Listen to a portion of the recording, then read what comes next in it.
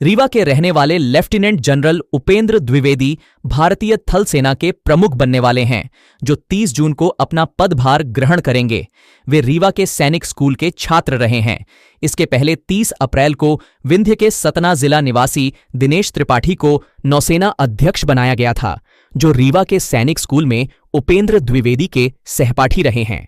दोनों सन 73 से सन 81 तक साथ में 5वीं से 12वीं तक पढ़ाई कर चुके हैं, जिनके थल सेना अध्यक्ष बन जाने के बाद भारत के थल सेना और जल सेना दोनों अध्यक्ष अब रीवा के सैनिक स्कूल से निकले छात्र होने वाले हैं। केंद्र सरकार ने उपेंद्र द्विवेदी को थल सेना अध्यक्ष बनाने का ऐलान 11 जून को कर दिया है। वे रीवा के ग्राम कोयलागढ़ के रहने वाले हैं, जिनकी 5वीं तक की शिक्षा अंबिकापुर में हुई। उपेंद्र 3 भाई हैं, जो पिता के सपने को साकार करने के लिए सेना में गए थे। जी, आज उपेंद्र द्विवेदी जी सेना प्रमुख 30 तारीख को बनाया जाएगा। जी, क्या कहना चाहेंगे आप?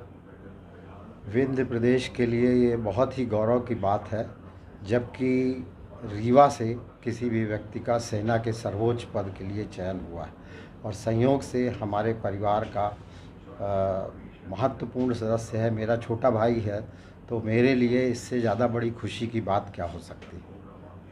इस उपलब्धि को हासिल करने के पीछे कितना उनको संघर्ष करना पड़ा? सबसे पहले तो मैं यह कहना चाहूँगा कि इसमें माता और पिता का बहुत बड़ा रोल रहता है। पिताजी की ये प्रेरणा थी, पिताजी का प्रयास था।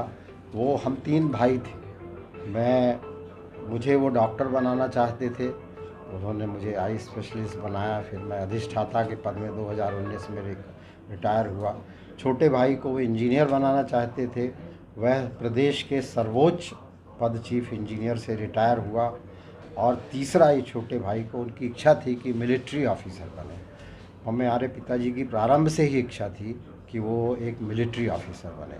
पिताजी के प्रयासों से ये संभव हो पाया कि उन्होंने सैनिक स्कूल में उसका एडमिशन कराया और उसने अपनी योग्यता के बल पर नेशनल डिफेंस एकेडमी में पहले ही अटेम्प्ट में सेलेक्ट हुए और फिर नेशनल डिफेंस एकेडमी खड़गवासला के लिए उनका चयन हुआ।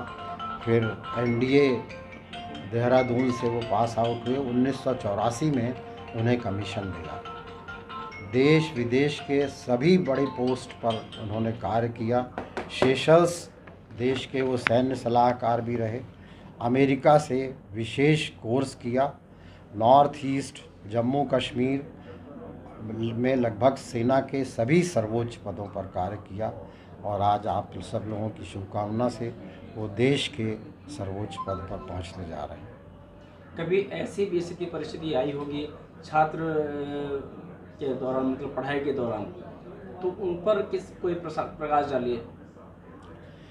जो मैं अभी चर्चा कर रहा था, सबसे पहले वो हमेशा हमारे बेटों को भी समझाते हैं कि कभी पापा से या घर में किसी से झूठ मत बोलना, असत्य मत बोलना। तो छोटी सी घटना याद आती है कि हमारे पिताजी आज से 50 वर्ष पूर्व कहीं दुकान से वो 50 पैसे कम लाया था, तो बोले कि मुझे तो इतने ही पैसे दिए हैं। दुकान वाले के पास पिताजी गए और उन्होंने कहा तुमने 50 पैसे कम दिए हैं। दुकानदार ने कहा कि नहीं, मैं आजकल के बच्चे ऐसे ही होते हैं, माँ बाप से गलत बता देते हैं, वो ले गया था यहाँ से पैसे। पिताजी ने कहा मुझे और किसी पे विश्वास हो ना हो, अपने बच्चे पे विश्वास है, वो कभी झूठ नहीं बोलता। तब की घटना वो बताता है और कहता है कि जीवन में कभी भी असत्य नहीं बोलना चाहिए। जब पिता को इतना विश्वास था तो आज भी वो उसका विश्वास कायम है, कभी किसी से झूठ नहीं बोलता, असत्य नहीं बोलता, गलत आश्वासन नहीं देता। तो निश्चित रूप से एक छोटी सी घटना है वो, और आप लोगों के बीच में है। उसने अभी एक किस्सा मुझे पिछले वर्ष सुनाया जो कि मैं भी नहीं जानता था, कि एक जगह वो लोग पुंछ कश्मीर में गए और हेलीकॉप्टर से वो उतरा और वो हेलीकॉप्टर उड़ा और क्रैश हो गया। 2 मिनट का अंतर था, तो ईश्वर ने शायद उसको ज़िंदा रखना था, इसलिए वो क्रैश में भी बचा, नया जीवन मिला और आज आर्मी में चीफ बना।